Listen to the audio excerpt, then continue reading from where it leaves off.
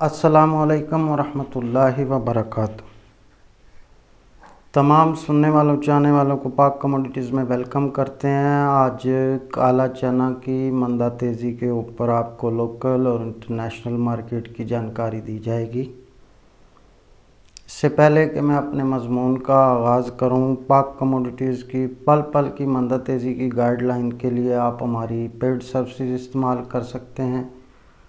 उसके हम चार्जेस लेते हैं। रोज़ाना की बुनियाद पे हम अपने कस्टमर्स को तबसरे, तज्ज़िये और दुनिया भर की रिसर्च देते हैं।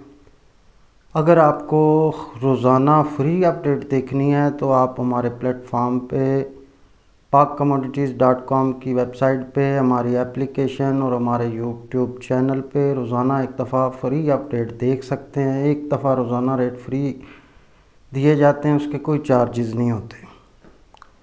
तो दोस्तों, काला चना बात करें तो सरगोदा मंडी में गुज़िश्ता रोज़ 6850 रुपये मन तक काम हुए।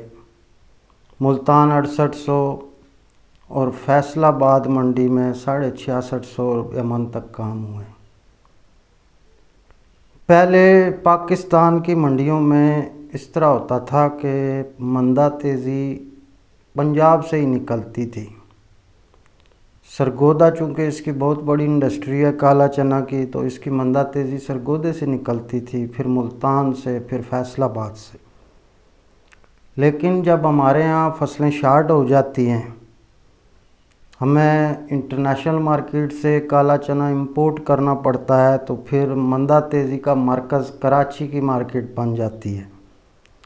कराची चूँकि इंपोर्ट का हब है, पाकिस्तान की मैन इंपोर्ट और एक्सपोर्ट जो है वो कराची की बंदरगाहों से होती है। तो मंदा तेज़ी का अब भी काले चने का मरकज़ कराची है। कराची में काला चना 167 से 168 रुपये किलो तक काम हुए हैं CHKM क्वालिटी के। नंबर 1 क्वालिटी का रेट आप 1.5 रुपये किलो ऊपर समझ लें, 169 साढ़े 69 जैसे हालात हैं। काला चना अभी एक गुज़िश्ता दिनों एक जहाज़ पोर्ट पे लगा था 27,000 टन का। वही तकरीबन समझ लें कि अब माल धड़ाधड़ गोदामों में जा रहा है।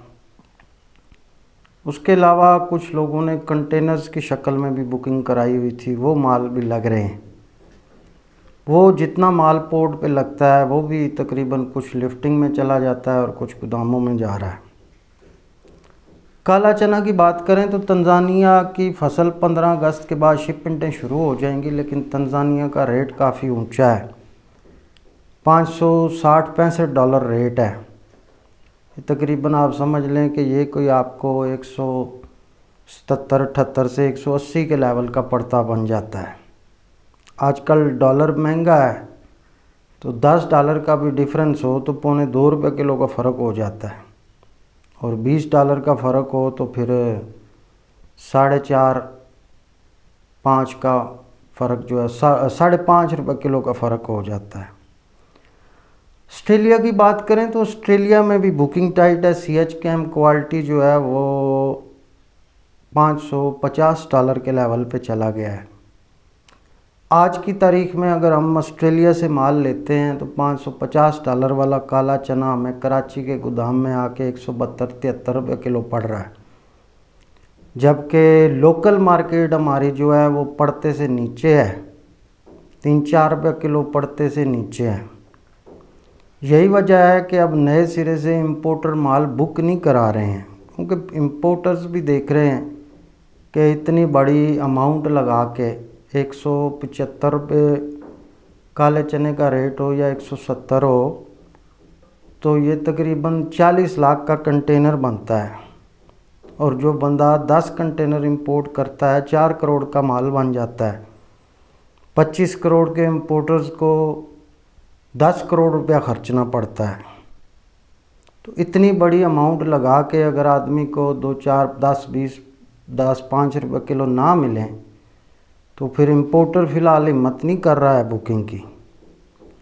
ऑस्ट्रेलिया की मार्केट रुकी हुई है $550 पे, लेकिन माहिरीन का अंदाज़ा यही है कि काला चना की लोकल मार्केट इंशाल्लाह बढ़ जाएगी। उसकी वजह ये है कि ये जुलाई का महीना है, अराइवल्स वगैरह थी। आगे तकरीबन एक जहाज़ अभी सिर्फ रहता है पाकिस्तान, लोड होना है 27,000 टन का वो जहाज़ है। लेकिन आप याद रखिएगा कि 27,000 टन के जहाज़ से हमारी महीने की खुराक पूरी नहीं होती। पाकिस्तान को कम से कम 3.5 से 4 लाख बोरी महीने की दरकार है। और ये इतनी इंपोर्ट आपने अगले साल हमारी नई फसल आने तक हर महीने आपको करनी पड़ेगी। तो इसका मुस्तकबिल अच्छा ही नज़र आ रहा है। माहिरीन का ख्याल है कि मार्केट जंप कर जाएगी ये जब पोर्ट से अराइवलें समअप हो जाएंगी, जब ये माल गोदामों में और पक्के हाथों में चला जाएगा और जहाज़ का माल भी पक्के हाथों में चला जाएगा तो मार्केट तेज़ हो जाएगी। तेज़ी की मेन वजह यह है कि एक तो इंपोर्ट में पड़ता नहीं है, इंटरनेशनल मार्केट ऊंची है, लोकल मार्केट नीचे है। दूसरा फैक्टर इसका ये है कि जैसा कि आप जानते हैं कि IMF ने अभी ये कंडीशन रखी है कि इंटर बैंक का रेट और ओपन मार्केट के रेट में सिर्फ 1.25% का फ़र्क होना चाहिए।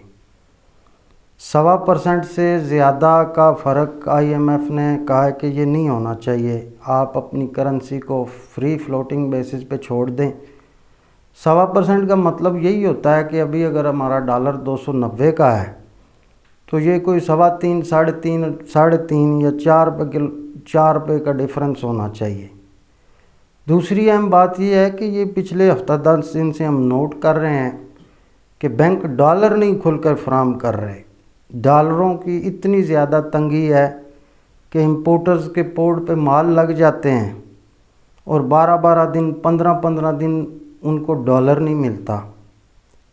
फिर कराची पोर्ट पे जब माल लगता है तो डैमरेज और डिटेंशन लगनी शुरू हो जाती है। उसका एक ख़ास टाइम होता है। डैमरेज जो होता है ये गवर्नमेंट के चार्जेस होते हैं कस्टम वगैरह के। अगर 5 दिन से ज़्यादा माल पड़ा रहे पोर्ट पे तो 6ठे दिन से गवर्नमेंट जुर्माना चार्ज करती है। इसको डैमरेज कहते हैं। डिटेंशन जो होती है वो शिपिंग कंपनी चार्ज करती है।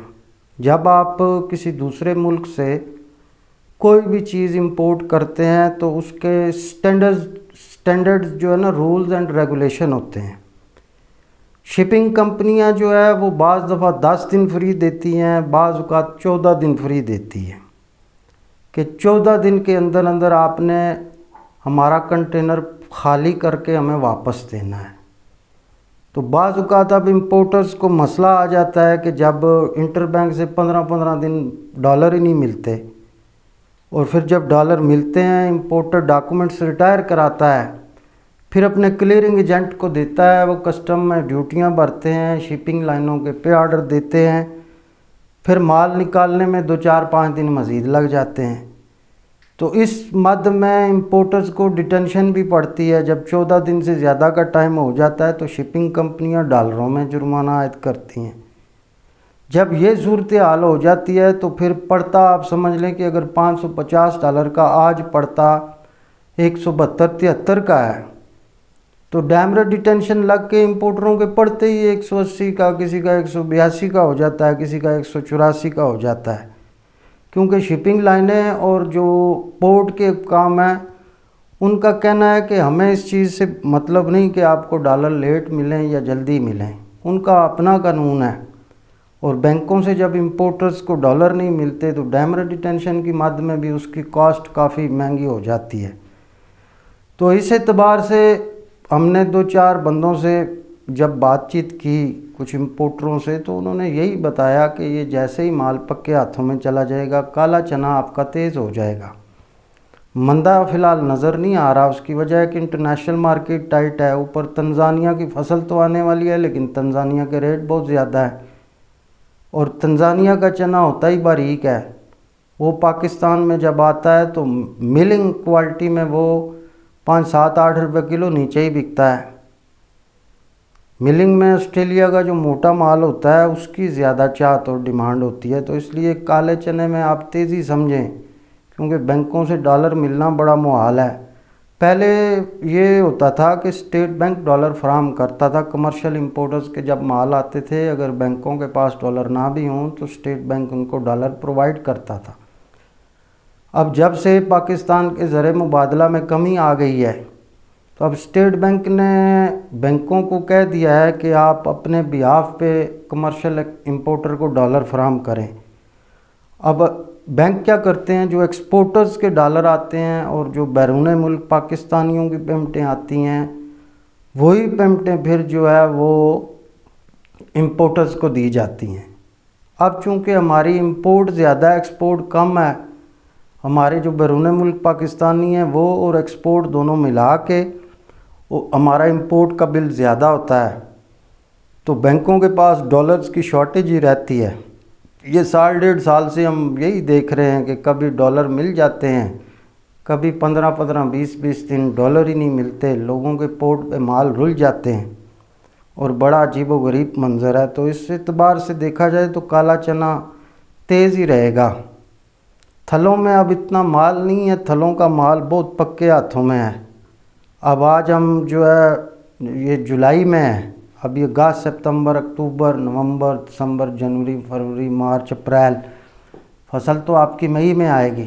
तो अभी 9 महीने हमने इंपोर्ट ही करनी है। और अब रमज़ान शरीफ भी ऐसे मौके पे आता है, अपनी फसल से इसका जो साइकिल है वो पहले आना शुरू हो गया है।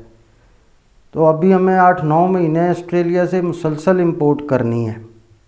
ऑस्ट्रेलिया की फसल तो 15 अक्टूबर के बाद आ जानी है, लेकिन 15 अक्टूबर के बाद जो माल शिप होंगे तो वो माल पाकिस्तान पहुंचेंगे ही जनवरी में या दिसंबर के एंड में पहुंचेंगे।